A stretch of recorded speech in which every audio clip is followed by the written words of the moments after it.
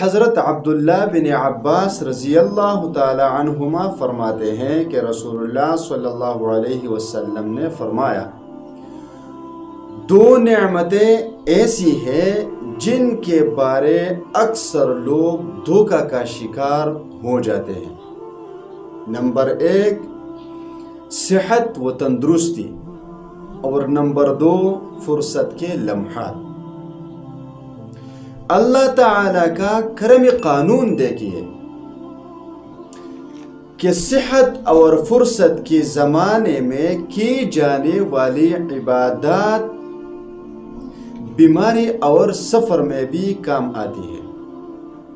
یعنی یہ دو نعمتیں ہیں، تندرستی یعنی صحت اور فرصت، یہ دو نعمتیں ہیں کہ جس شخص کو یہ دو نعمتیں میسر ہو اور وہ انہی ایام میں عبادات ادا کرے گا تو پھر اس کا فائدہ سفر اور بیماری میں ملے گا۔ وہ کیسے؟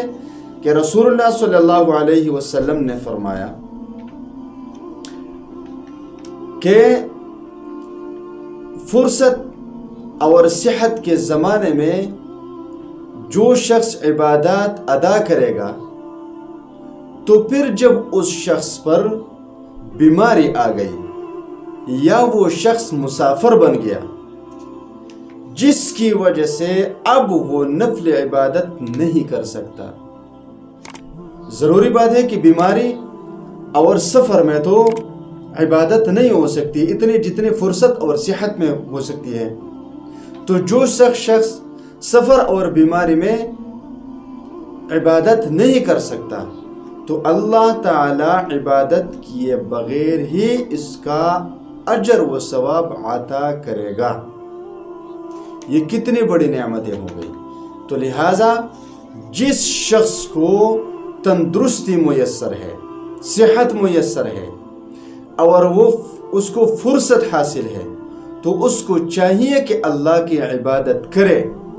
پھر اگر اس کو بیماری آ گئی یا مسافر بن گیا اور وہ عبادات نہیں کر سکا، وہ اعمال نہیں کر سکا، تو اللہ تبارک و تعالی اعمال اور عبادات کے بغیر اس کو ثواب عطا فرمائے گا۔ تو اس سے فائدہ اٹھائیے، یہ اللہ تبارک و تعالی کی بہت بڑی نعمتیں ہیں۔